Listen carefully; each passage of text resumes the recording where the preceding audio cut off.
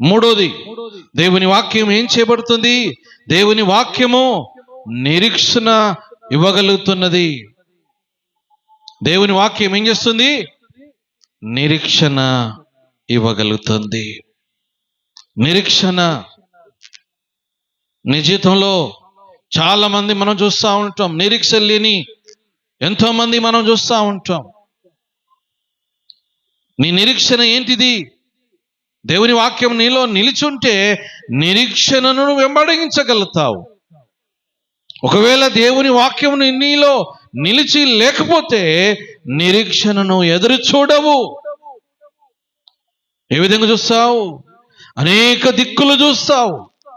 అదే దేవుని వాక్యం నీలో కలిగి ఉంటే, ఇదిగో నీ కొరకై నిరీక్షించబడుచున్న దాని కొరకు నువ్వు చూడగలుగుతావు.